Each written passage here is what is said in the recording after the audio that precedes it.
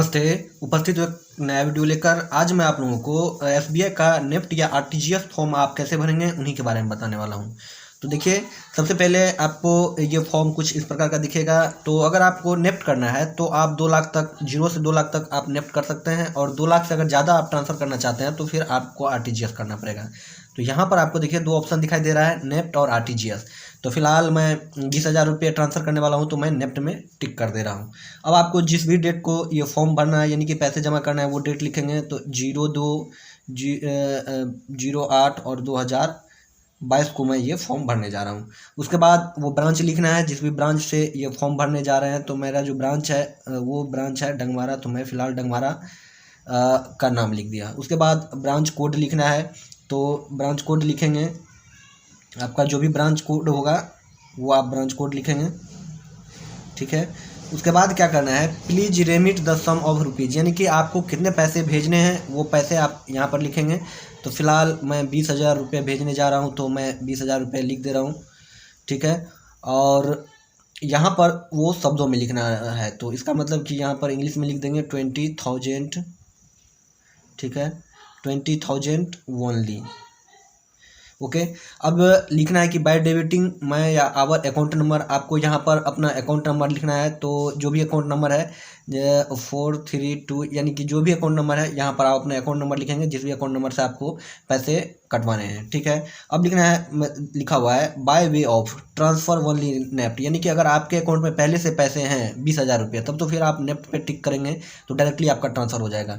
लेकिन अगर आपके अकाउंट में पैसे नहीं है और पहले आप जमा करना चाहते हैं पैसे, यानी कि कैश के रूप में जमा करना चाहते हैं, उसके बाद नेफ्ट करना चाहते हैं, तो आप कैश में टिक करेंगे और कैश डिपॉजिट का एक फॉर्म लेंगे। कैश डिपॉजिट का फॉर्म लेने के बाद अब आपको वो फॉर्म भर के पुनः आपको साथ में इसके साथ वो कैश डिपॉजिट का फॉर्म और कैश, तब जाके आपका नेफ्ट 20,000 रुपये होगा। और अगर आप चेक से पैसे कटवाना चाहते हैं तो बस आप चेक पर टिक करेंगे और यहाँ पर जो कॉलम है यहाँ पर चेक नंबर लिखेंगे। तो फिलहाल मैं अपने अकाउंट में, मेरे में 20,000 रुपये है, तो मैं यहाँ पर टिक करता हूँ। तो तीनों में से आपको जो भी सूटेबल लगे, जहाँ से आप पैसे ट्रांसफ़र करना चाह रहे हैं उसमें आप टिक करके वो करेंगे। उसके बाद अगर आप चेक नंबर से करना चाह रहे हैं तो जो वो डेट लिखेंगे, चेक नंबर का जो भी डेट होगा वो चेक लिखेंगे, डेट लिखेंगे। उसके बाद लिखा हुआ है नेम ऑफ़ द बेनिफिशियरी, यानी कि जिस भी अकाउंट में, जिसके भी अकाउंट में आप पैसे भेजने जा रहे हैं। तो मैं फ़िलहाल राम कुमार के अकाउंट में पैसा भेजना जा रहा हूँ, तो मैं उनका नाम लिख दे रहा हूँ यहाँ पर। उसके बाद लिखा हुआ है कि बेनिफिशियरी बैंक एंड ब्रांच, तो उनका जो बैंक है उनका ब्रांच, बैंक का नाम लिखेंगे। तो उनका बैंक भी एसबीआई का ही है, तो मैं फ़िलहाल एसबीआई लिख दे रहा हूँ। और जो ब्रांच है, तो ब्रांच जो है वो निर्मली ब्रांच है, तो मैं निर्मली का भी नाम लिख दे रहा हूँ फ़िलहाल यहाँ पर, ठीक है। उसके बाद आईएफएससी कोड, तो आईएफएससी कोड उनसे पता कर लेंगे, जिसके भी आपको भेजना है उनके आईएफएससी कोड पता कर लेंगे। तो फ़िलहाल मैंने पता करके रखा हुआ है, तो उनका जो आईएफएससी कोड है वो 99291 और 16 है, ठीक है।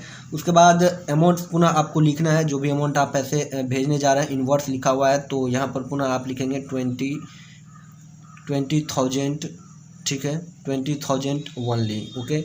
उसके बाद अमाउंट इन फिगर में आपको लिखना है पुनः, तो फिगर में लिख देंगे।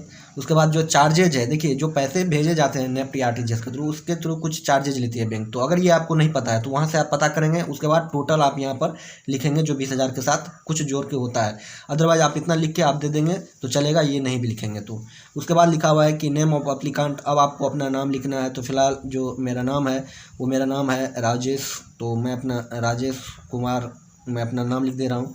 उसके बाद मैं एड्रेस लिखूँगा, अपना जो भी एड्रेस है यहाँ पर एड्रेस आपको लिख देना है, विलेज प्लस पोस्ट, उसके बाद डिस्ट्रिक्ट, उसके बाद जो आपका ब्लॉक है वो ब्लॉक लिखेंगे, ठीक है। इतना लिख देने के बाद अब आपको मोबाइल नंबर लिखना है। तो मोबाइल नंबर, जो आपका मोबाइल नंबर है वो लिखेंगे। ऐसा ज़रूरी नहीं है कि रजिस्टर्ड ही होना चाहिए, लेकिन आपका जो भी मोबाइल नंबर है वो मोबाइल नंबर लिखेंगे।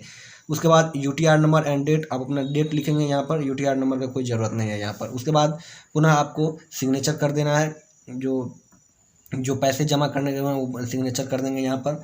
तो इस तरह से पुनः जो ये पहला पार्ट होता है नेफ्ट का, ये फुलफिल हो जाता है। अब पुनः आपको दूसरा वाला पार्ट को भरना है, जिसमें कि आपको पुनः ब्रांच लिखना है। जिस भी ब्रांच से ये फॉर्म आप भरने जा रहे हैं वो ब्रांच का नाम लिखेंगे। तो मैं फ़िलहाल ये ब्रांच का नाम जो सेम टू सेम ऐसे ही लिखना है, डेट लिखना है, जो डेट को आप ये फॉर्म जमा करने जा रहे हैं वो डेट लिखेंगे। उसके बाद रिसीप्ट, यानी कि आपको पैसे लिखने हैं, कितने पैसे आप जमा करने जा रहे हैं वो लिखेंगे। 20,000 रुपये जमा करने जाना है तो 20,000 रुपये लिखेंगे।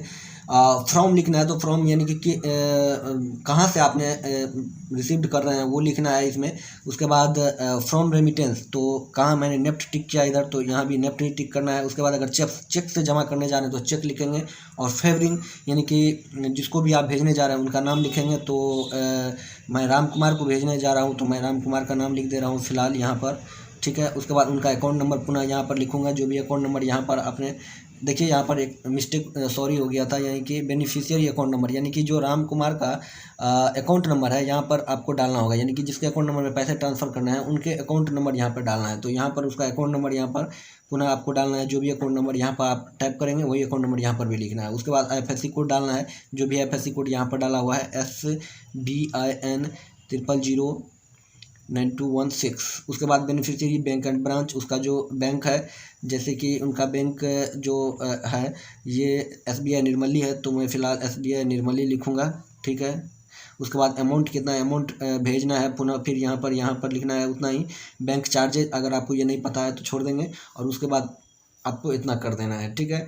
और फिर इस फॉर्म को आपको इसके साथ अगर आप कैश जमा करते हैं तो मैंने पहले ही कहा है कि आपको जो डिपॉजिट स्लिप के साथ आपको जमा करना पड़ेगा, या अगर आप सीधा अपने अकाउंट से कटवाना चाहते हैं तो सिर्फ नेफ्ट करना पड़ेगा। इस फॉर्म को आप जमा करेंगे और तो इस तरह से जो SBI का नेफ्ट RTGS फॉर्म है इसको आप भरेंगे। आशा करूँगा ये वीडियो आपको पसंद आए। अगर ये वीडियो पसंद आए तो मेरे चैनल को सब्सक्राइब कीजिए, वीडियो को लाइक कीजिए और ज़्यादा से ज़्यादा शेयर करना ना भूलिए। धन्यवाद।